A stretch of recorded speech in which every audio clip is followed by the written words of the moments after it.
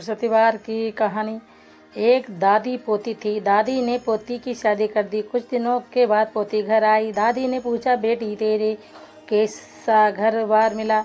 पोती बोली, दादी तूने तो मेरा इसी जगह विवाह कर दिया जिस घर में ना खाने का दाना ना नहाने को पानी।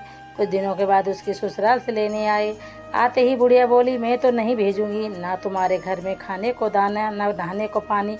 तो पोती बोली कि दादी मैं तो जाऊंगी, तूने पूछा था तो मैंने बता दिया। शादी के बाद ससुराल ही लड़की का घर होता है। अब वे अपनी ससुराल आ गई। उनके घर में सासू खाना बनाती थी। सबने अपने पहले ससुर जी ही खाना खाते थे, फिर देवर जेठ खाते थे। सब दो दो रोटी खाकर उठ जाते थे। गुरुवार का दिन आया तो वे सास से बोली, आज खाना मैं बनाऊंगी। उसने पहले एक रोटी गाय को निकाली, एक रोटी कुत्ते को निकाली, एक कौवे के लिए, एक ब्राह्मण के लिए। इस तरह से 4 रोटी निकाल दी। देवरानी और जेठानी आपस में बोलने लगी कि आज तो 2 रोटी से भी जाएंगे। उसके बाद ससुरा खाने को बेटा तो वे अपनी सास से बोली, पिताजी को बोल दो, पेट भर के खाना खाएंगे। उसके बाद वे अपने देवर और जेठ को भी इसी तरह बोली। देवरानी और जेठानी तथा सास को भी ऐसा ही बोली। सबने पेट भर के खाना खा लिया। अब सास बोली, तू भी खाना खा ले। तो वे बोली कि आज गुरुवार का दिन है, मैं तो व्रत रखूंगी। तब सास बोली, तू क्या खाएगी? तो वे कहने लगी कि मुझे तो गुड़ की डली और चने की दाल तथा हल्दी की गांठ चाहिए, मैं पहले पूजा करूंगी। तब सास बोली कि ये सब कहाँ से लाएंगे?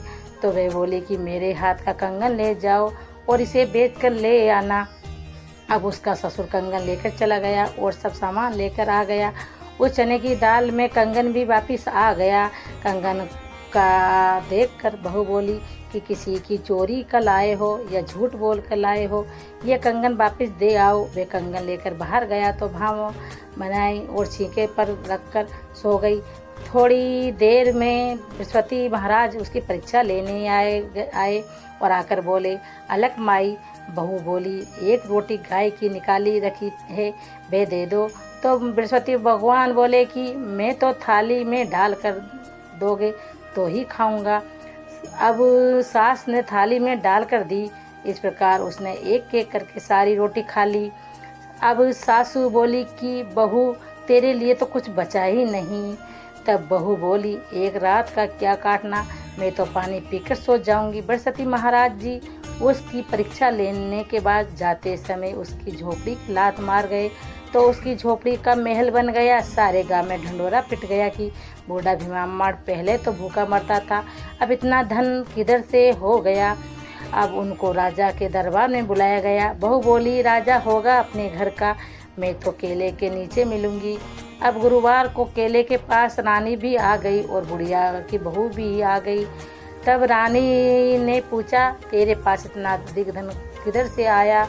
तो वे बोली कि मैं तो नेम से बृहस्पतिवार का व्रत रखती हूँ, केले की पूजा करती हूँ, बृहस्पति भगवान की कृपा से सब हो गया। रानी बोली, मेरे को भी कोई बच्चा नहीं है। वे बोली, तुम भी केले की पूजा करो और बृहस्पतिवार का व्रत रखो। रानी ने पूछा, इसकी विधि क्या है? तो वो बोली, चने की दाल, गुड़ की डली और हल्दी लेकर पूजा करे। रानी ने नेम से ऐसा ही किया। रानी गर्भवती हो गई। राजा के घर में थोड़ा झगड़ा हो गया तो रानी ने केले की पूजा नहीं करी और व्रत रख लिया, जिसको उसने 9 महीने में पूरा होने पर भी बच्चा नहीं हुआ। तो रानी ने बूढ़े भीमामण की बहू से मिलने के लिए कहा तो बोली, मैं तो केले के नीचे मिलूंगी। जब वे केले के नीचे मिली तो वे बोली, मेरे को अभी एक तक बच्चा क्यों नहीं हुआ?